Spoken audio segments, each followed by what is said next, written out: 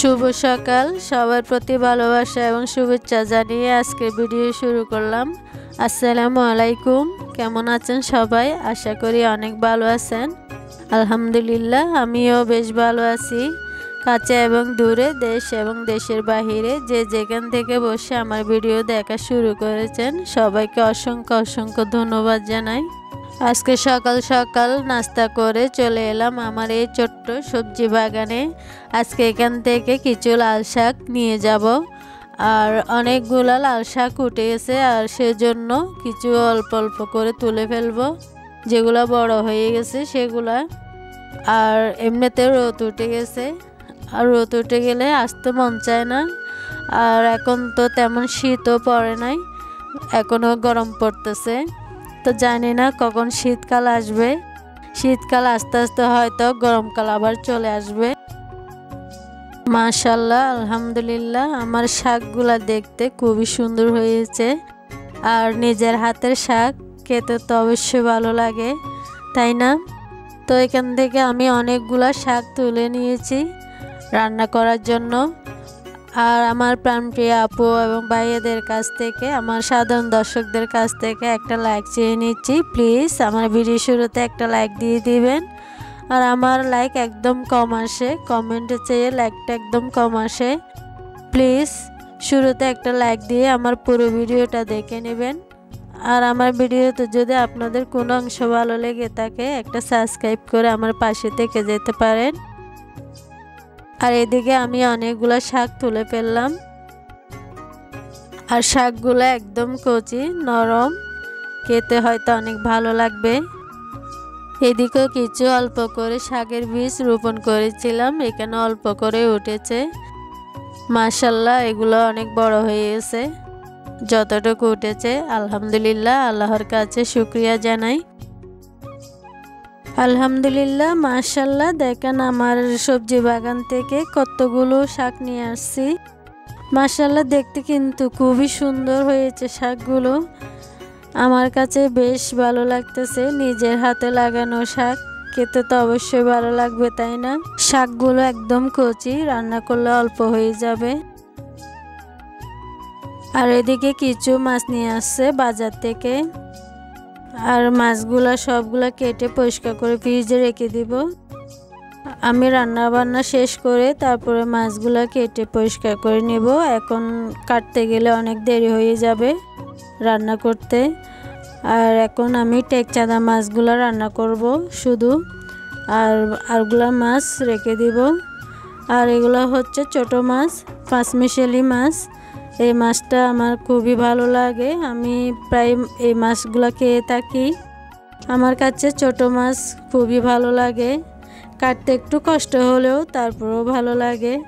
আর এগুলো হচ্ছে সুরমা মাছ, আমাদের চট্টগ্রামে সুরমা মাছ বলে আর কি। তো এই মাছটাও কিন্তু অনেক মজার একটা মাছ। তো যাই হোক, আমি মাছগুলো সব কেটে ফ্রিজে রেখে দিব। আর এখানে আমি শাকগুলো রান্না করে ফেললাম। আর শাকগুলো একদম কচি, সেজন্য অনেকগুলো পানি উঠে গেছে। তো পানিগুলো একটু শুকিয়ে ফেলবো আর কি।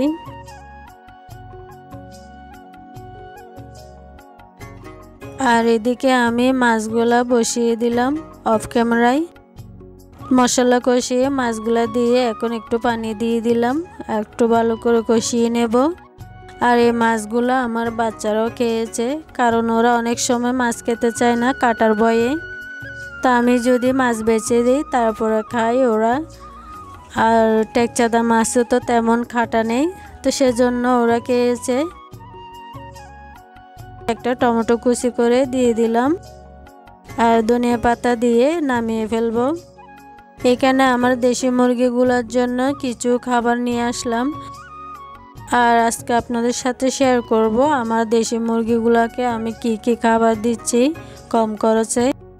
আর এখন যেহেতু খাবারের দাম অনেক বেশি, তো সেজন্য আমি এভাবে 4-5 রকমের খাবার মিশিয়ে ওদেরকে খেতে দিই।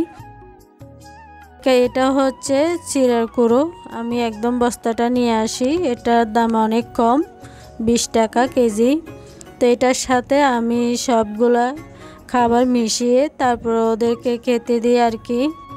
এমনিতে অনেক কষ্ট হয়ে যায়, এখানে আমি চিরা কুড়া নিয়েছি, ধানের কুড়া নিয়েছি, তারপর গম নিয়েছি, আর হচ্ছে একদম নারিশ যেটা বলে ফিড, এটার দাম একটু বেশি, কেজি 80 টাকা নেই। সবগুলা মিশিয়ে আমি এভাবে খাবার তৈরি করি কম খরচে। খরচ অনেকটাই কমে আসে। আর আমি তো দুপুরে মুরগিকে সবজি কুটা যেগুলো থাকে সেগুলো আমি সিদ্ধ করে ওদেরকে দুপুরবেলা খেতে দিই, তো সেজন্য খরচটা অনেকটাই কমে আসে। তো এগুলো আমি বড় মুরগির জন্য মিশিয়ে নিচ্ছি আলাদা করে, আর ছোট বাচ্চাগুলোকেও আলাদা করে মিশিয়ে নেব।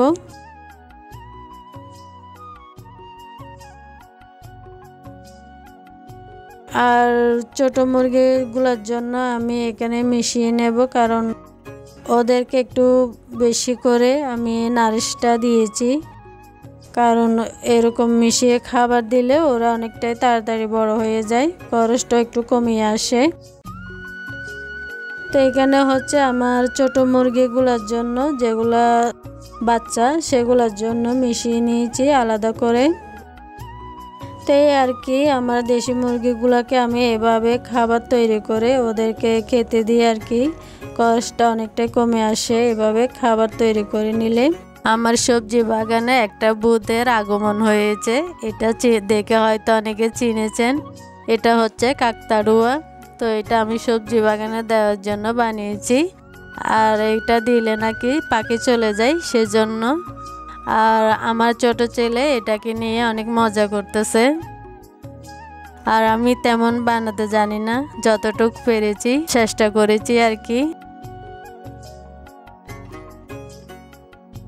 আর এদিকে একটা পুটিং নিয়ে আসছিল আমার হাজব্যান্ড অনলাইন থেকে। আর আমার হাজব্যান্ড তো বেশি পছন্দ করে অনলাইনের জিনিস খেতে, তো উনি সবসময় এরকম অর্ডার দিয়ে থাকে। আর পুডিংটা এমনিতে অনেক মজা হয়েছে, আমার বাচ্চারাও অনেক পছন্দ করেছে, তো সেজন্য ওদের জন্য নিয়ে আসে মাঝে মধ্যে অর্ডার করে। তো এখন আমরা সবাই মিলে বিকেলের নাস্তা সেরে নেব। তো পুডিং খেতে খেতে আপনাদের কাছ থেকে বিদায় নেব আজকের মতন। আর আমার ভিডিও যদি আপনাদের কাছে ভালো লেগে থাকে একটা লাইক শেয়ার করে দিবেন। আর আজকের মতন বিদায় নিচ্ছি, সবাই ভালো থাকবেন, সুস্থ থাকবেন। আসসালামু আলাইকুম, আল্লাহ হাফেজ।